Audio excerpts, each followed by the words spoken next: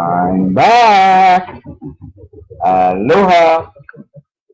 Well, I don't know what happened in the last video. At the very end, right before my meditation, um, went bonkers, and I didn't get to finish what I started. Right.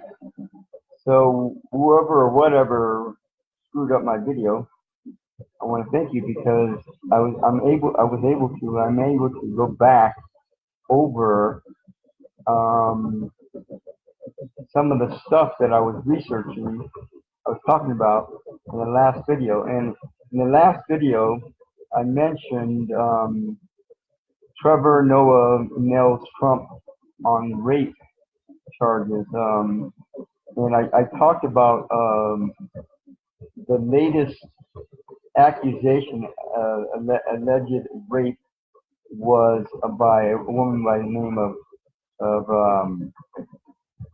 E. Jean Carroll. She's an ex-writer for SNL, Saturday Night Live. She's been an advice columnist for LA Magazine since 1983, and which was ranked one of the best five columns by the Chicago Tribune in 2003. She's also now in my research. Some lady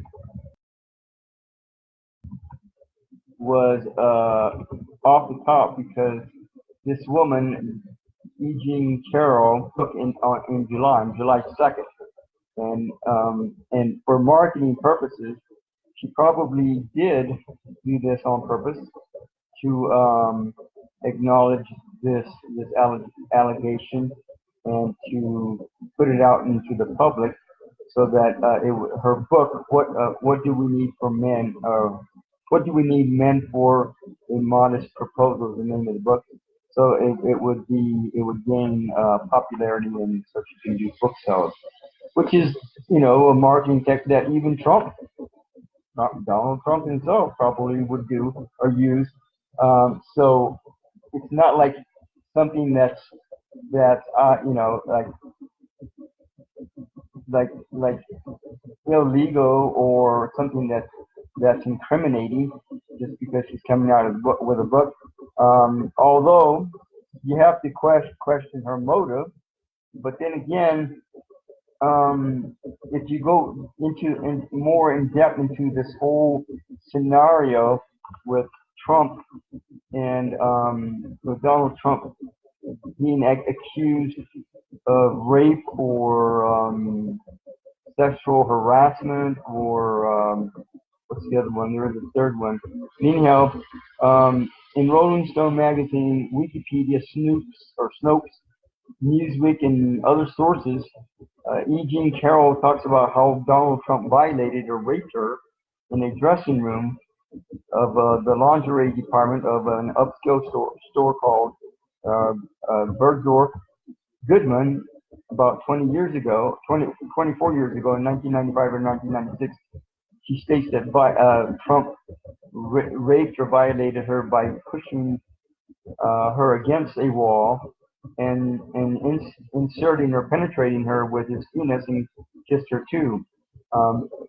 Now the thing is, again, yeah, she has a motive to come out with this whole allegation at the time because of the book. But if you go in and even on Wikipedia, go since the 1980s, at least 22 women have come forward with Trump either raping them, sexually assaulting them, or sexually harassing them.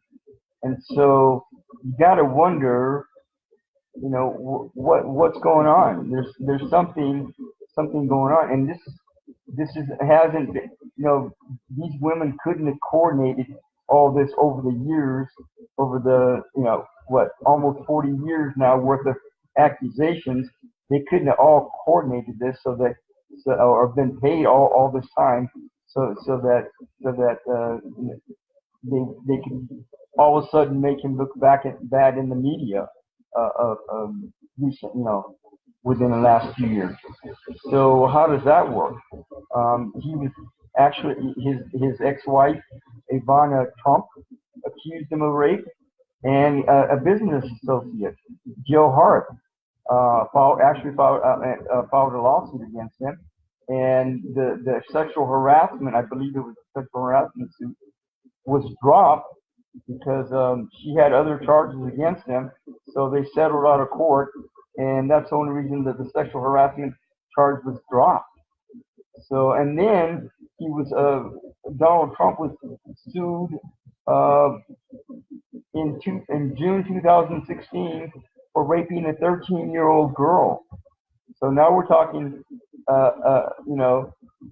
our president being a probable child molester. And you hear all these stories about child molestations and pedophiles and all this shit. Go figure, right? So Trump, and then in this, Trump denies again. Earlier we were talking about Trevor Noah of the Daily Show comes out and says, and he says it. Trump comes out and states that that he denies the whole allegation because Carol wasn't his type. And then Trevor says it really well. He says something about well, what if there's a type of for him to rape, what is that type? So he's basically admitting with that statement, more or less, the act of some kind of sexual violation going on, some kind of violation or rape going on, or all the above. I don't know. That's what it sounds like to me. So, and then, again, all these accusations have been going on since the 1980s, and there's literally an audio recording of him bragging that him as a celebrity can do anything to women, including kissing them, and he says, I don't even wait and grab them by the pussy. What kind of, and then he comes out and says that comment was locker room talk. And then supposedly he apologizes for I don't know exactly what he apologized for, but he apologized for something. And he's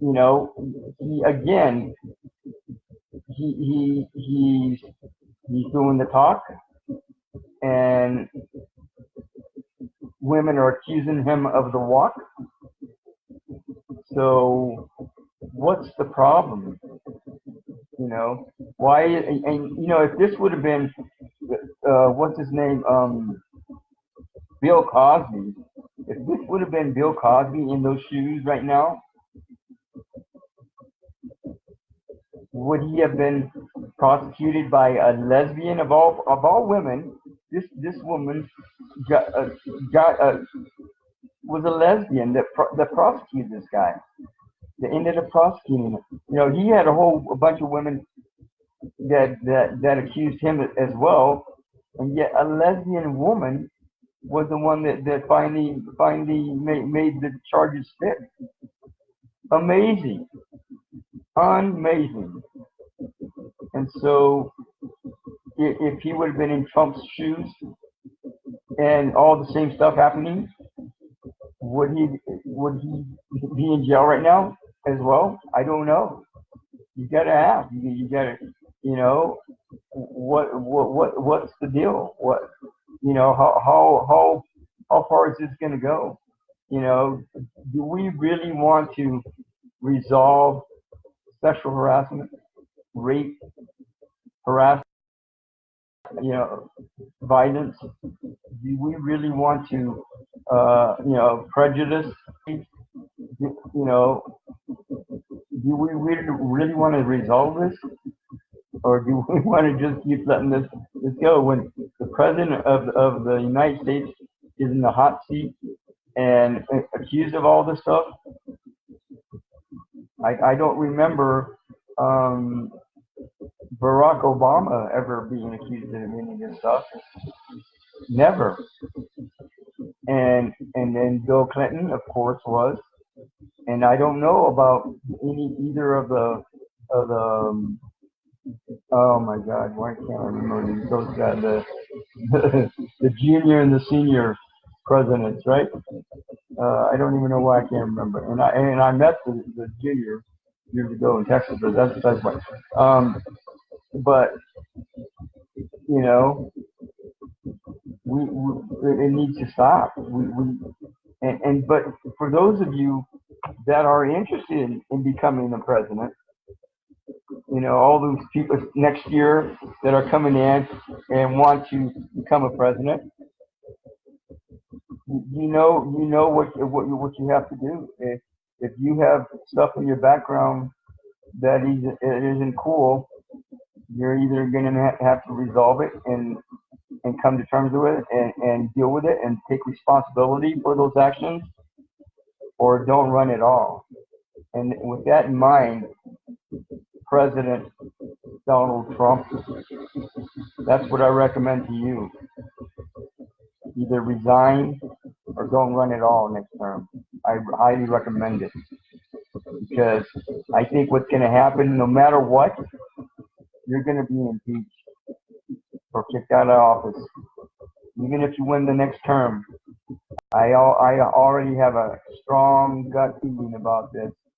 You're probably going to be impeached next term if you run. So if I was you, I would save yourself a lot of humiliation, embarrassment, and depression. I would save yourself a lot of heartache, and I would resign. I absolutely would if I was you. You know, you're over the top already. You have been for weeks, for months now.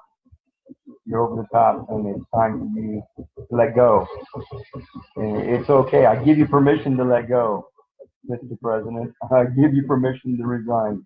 I give you permission to quit. I give you permission to move on beyond the presidency, because right now it's not good for you. But I highly recommend it. So anyhow, in the last video I talked about the Navy changing its guidelines for reporting UFOs. Instead of excluding them, they're including them, and they're going to be changing the way they make reports. And again, you know, if the military, you know, if something happens and somebody gets killed because they didn't report some kind of UFO or alien in the area, you know, that's on the military. That lawsuit wouldn't happen. So I hope that those changes are very clear, and the rest of the military forces do the same thing, because otherwise that could lead into a lawsuit. If somebody gets killed because some UFO is not reported or aliens not reported, that's not cool at all. So anyhow, we talked about Bob Lazar and him seeing UFOs, and he states clearly he knows that they're from other galaxies, not even from this galaxy, from any planets around here, from other galaxies, other solar systems. And so anyhow, and then of course 4th of July is coming up, so you know, be safe, enjoy, have fun, and celebrate the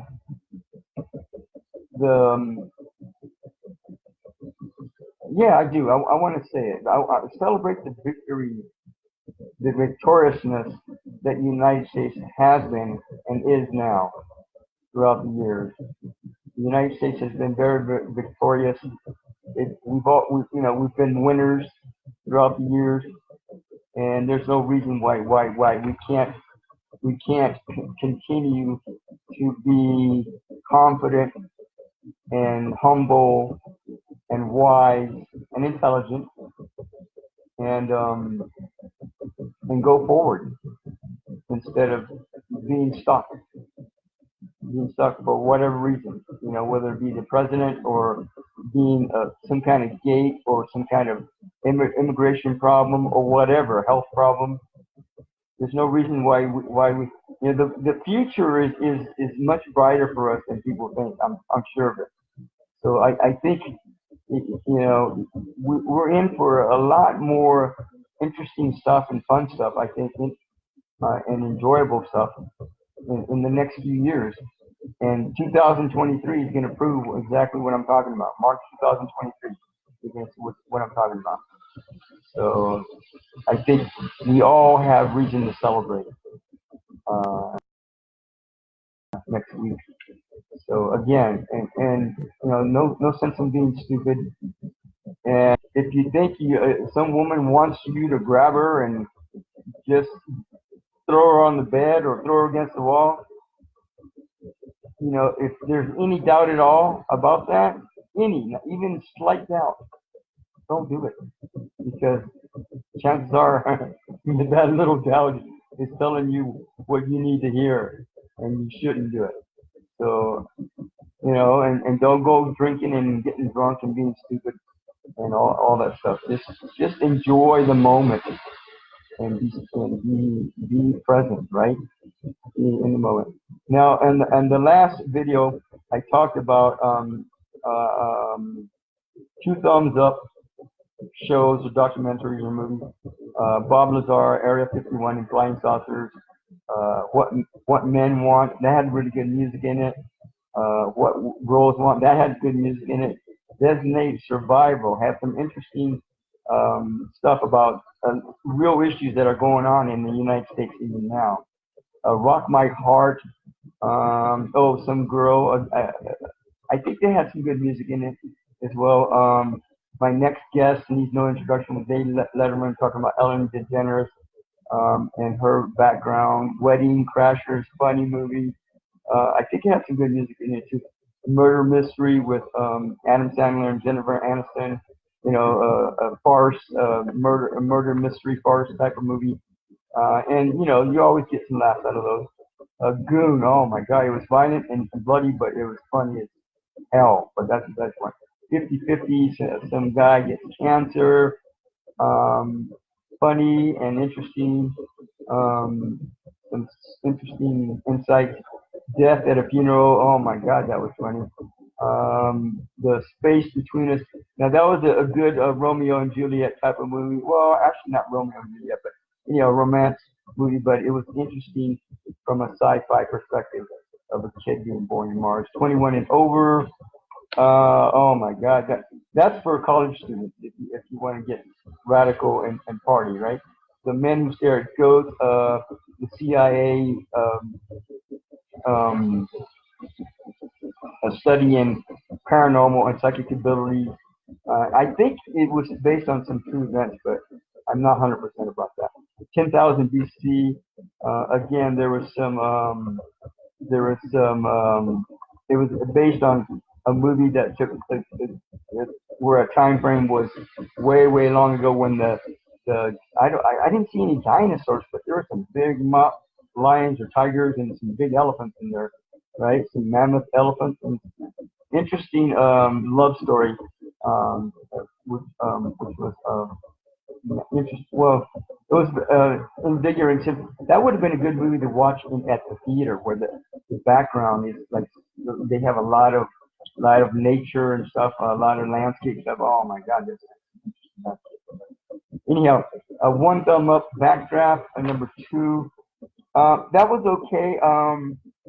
That was almost a number 2, a 2 thumbs up. But if they would have had better music in there or music in there, period, I think that would have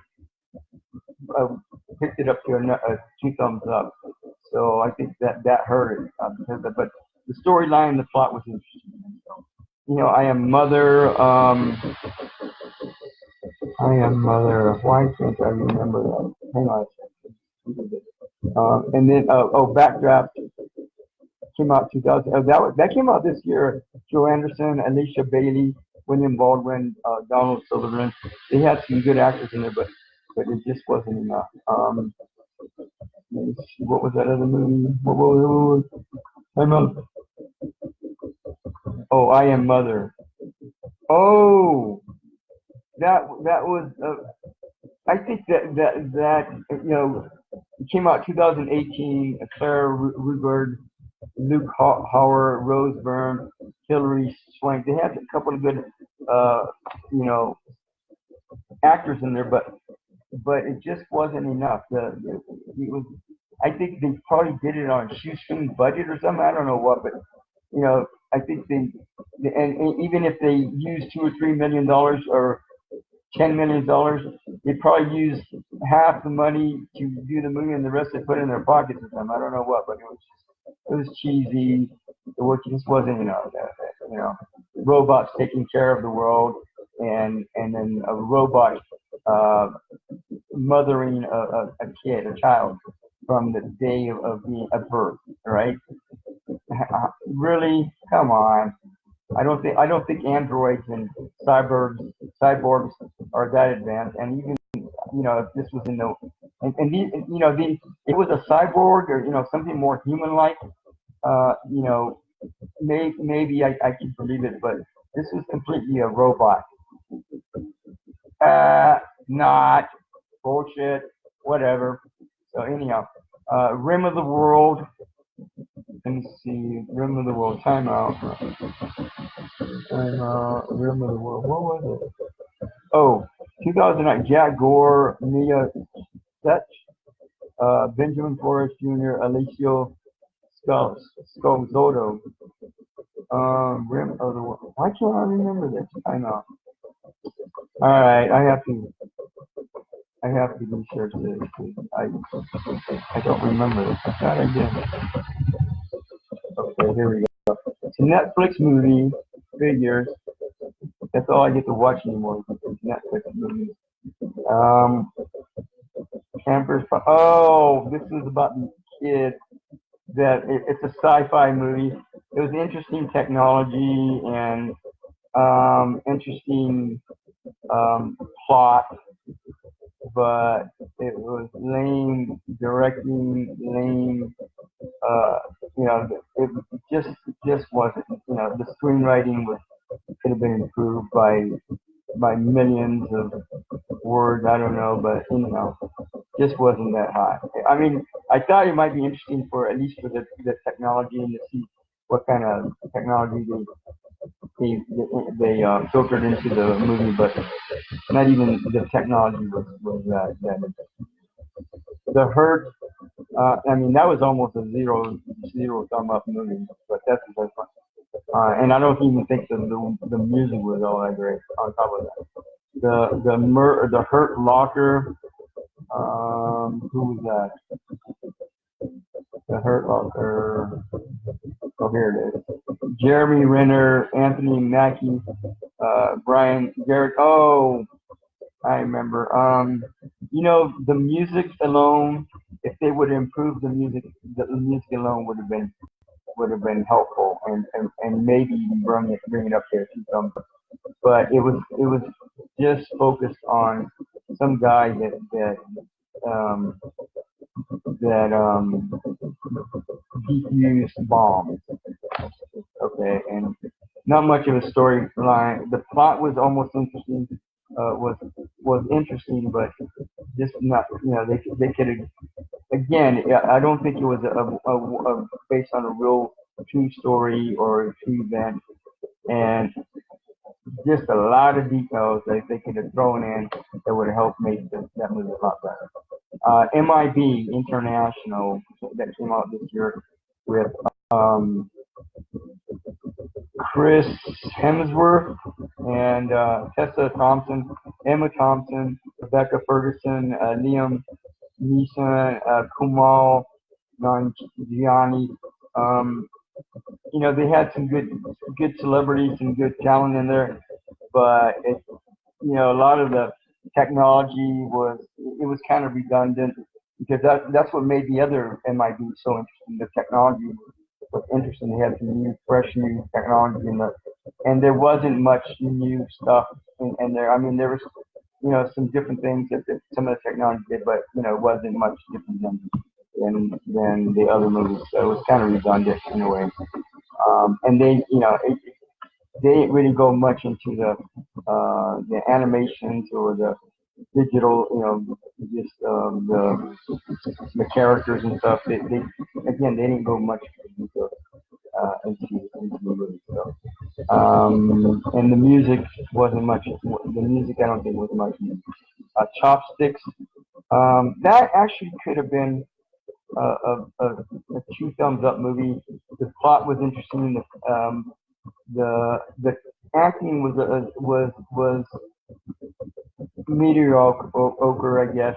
And then, but if they would even, had better music in it, that would have probably brought it up to a two thumbs up movie. And interesting, again, the true life stories offer lessons, some kind of interesting lesson that you can learn, some kind of word or phrase or perception of wisdom, and if it offers that, then and that's what Chopsticks did, was it had a perception of wisdom to learn, about your car getting stolen, right? All kinds of stuff from that. But it had a word of wisdom in there, and that helped it. But the music and the acting wasn't that great. And not even that, but it was subtitles, and the subtitles didn't match the the, the acting or the voices or whatever. It just was kind of missing out. So that's Zack and Miri, are making promo. That was actually pretty funny.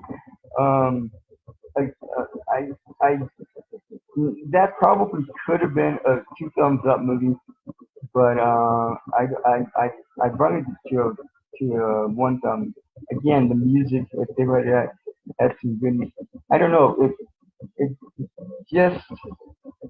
I think the plot was a good plot, but it wasn't good enough. I think. And so I think that really hurt it. I think they could have gone into something more uh, deeper into teaching people some kind of lesson. And I don't think they went through that. Unlocked, and that movie was uh, with Elizabeth Banks, Seth Rogen, and Craig Robinson in 2008. That's actually an older movie, but it was funny. There were some really funny parts in that. I wouldn't negate it for sure.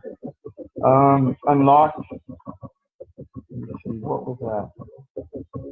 Numi Rapace, Orlando Bloom, Tony Collette, John Malkovich, Michael Douglas. I mean, they had a lot of good talent in there. And again, it came out in 2016. I don't think the music was enough. I think they only had 5 songs in the whole freaking movie. And the plot just wasn't deep enough, and it just wasn't, you know, it just wasn't enough. Again, a lot of details could have been thrown in there, and they weren't. And again, that's what makes the difference between a movie that teaches a lesson or a movie that's based on a true story and teaches a lesson, which more likely teaches a lesson. And just something that's thrown together. A lot of these movies, especially a lot of Netflix movies, they're thrown together. Oh, okay, let's make money from this, whatever. I mean, it's all a bunch of bullshit, whatever. So anyhow, if you want to, and that's the last of us. Oh, running. Wait. How come I don't have Running from Grace in there? Really? Running from Grace, or Running for Grace, came out in 2015 with Matt Dillon, Ryan Potter, Olivia Ritchie, Nick Borain, and then Employee of the Month. Well, anyhow, Why isn't that in there? I don't know what's going on, but anyhow, employee of the month. Well, running for grace. I think I raised some of these earlier on acting, but anyhow, was actually a pretty good movie, a love story, and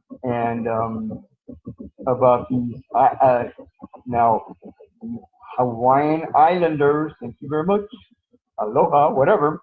But anyhow, there's a, and this is back again. It came out in 2017. This movie takes place, I think, in the 1940s, and there's some kind of a disease that takes out a lot of people, and so they get a new doctor, and then one of the kids,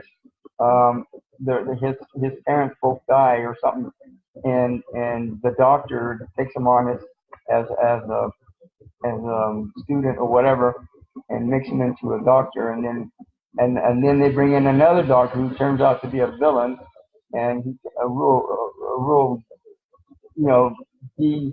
D, right? So anyhow, he kills the doctor, he kills Matt Dillon, and he kills this guy, the father of the girl. There's a young girl and a young boy, and they meet each other, and they have this ongoing eyes for each other, as they're growing up, and then finally they get to meet each other, and then this new doctor that comes in is going to marry her, just take her and basically kidnap her almost, and then he ends up killing the girl's father, and then also the old doctor that's there, and so anyhow, the kid he's the Romeo, and he comes in and saves the day. He becomes a hero, and the new doctor gets arrested for murder and all this other stuff, and he gets the woman. Of course, I could have told you that, but anyhow, employee of the month with Dana Cook, Jessica Simpson, Zack. Oh my God, came out in 2006. I can't believe I haven't watched that movie. It was such a funny movie. Oh my God, that was funny. That was a 2 thumbs up movie. If you want a barrel full of laughs, and you're a typical blue collar person or whatever, that might be a really good movie for you to watch. But that's because anyhow, again, enjoy the festivities for the 4th of July weekend. And if you need a session, if you'd like to session with me, texting me probably is the best way, because right now, I get all these sales people calling me, like literally like 50, 60, 70 calls in a day with these jerk offs calling me that for whatever reason they all want to sell me something or whatever. Anyhow, or emailing me or Facebooking me, instant messaging me is probably the best way if you want to do a session. And I don't know. We'll be doing a meditation next Wednesday. I do the transmission meditation every Wednesday, and the day before 4th of July. And if you want to meditate with us, the best thing to do is go to my website, spiritualimageproductions.com, spiritualimageproductions.com. On the left-hand side, there's a link that says transmission meditation on there, and click on that, and there you can find